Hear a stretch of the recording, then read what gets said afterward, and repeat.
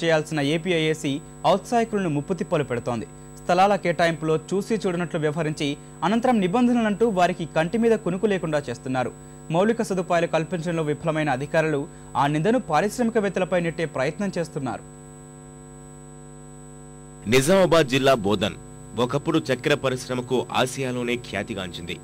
స్థానిక పారిశ్రామికులను ప్రోత్సహించాలన్న ఉద్దేశంతో వైఎస్ హయాంలో కనీస ధరకే స్థలాలు కేటాయించారు.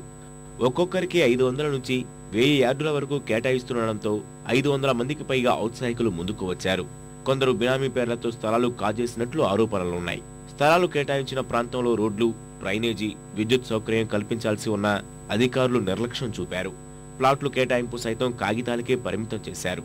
పరిశ్రమల అభివృద్ధికి సింగిల్ విండో పద్ధతి పాటించాల్సి ఉన్నా అవేమీ పట్టించుకోలేదు. కొంతమంది వచ్చారు, కొంతమంది మాత్రం రాలేకపోయారు. ఎందుకంటే ఇక్కడ మౌలిక వసతులు సరిగ్గా లేక, రోడ్లు కానివ్వండి, డ్రైనేజ్ సౌకర్యం లేకపోవడం మూలంగా ఇక్కడ అనేక సమస్యలు ఎదురవుతున్నాయి.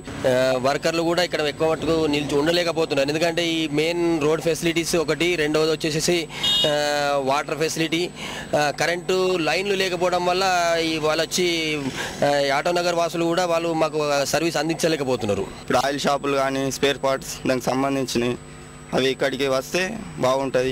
కొన్ని సామాన్లు కావాలంటే స్పేర్ పార్ట్ లోపలికి వెళ్ళి రావాలంటే ఇబ్బంది పడుతున్నారు. కనీస సదుపాయాలు కల్పించకుండానే కేటాయించిన స్థలాల్లో పరిశ్రమలు ప్రారంభించలేదని స్థలాలు ఖాళీ కోసం నోటీసులు ఇచ్చారు. ఎవరికి ఏ ప్లాటు కేటాయించారో తెలపకుండా ఇబ్బందులు సృష్టిస్తున్నారని ఔత్సాహికులు వాపోతున్నారు. కన్స్ట్రక్షన్ పర్మిషన్ ఇచ్చిన తర్వాత కూడా మనకి ఎలాంటి ప్రొవైడ్ లేదు, రోడ్ ఫెసిలిటీస్ లేదు, తర్వాత మన ఎలాంటి డ్రైనేజీలు ఏర్పాటు చేయలేదు, మన డిమార్కేషన్ కూడా ఇవ్వలేదు. ఫస్ట్ వాళ్ళకి హద్దులు చూపించలేదు. ఫస్ట్ ప్రభుత్వం ఇప్పటికైనా స్పందించి గతంలో ఇచ్చిన హామీలు నెరవేర్చి పరిశ్రమల కోసం మౌలిక సదుపాయాలు కల్పించాలని కోరుతున్నారు.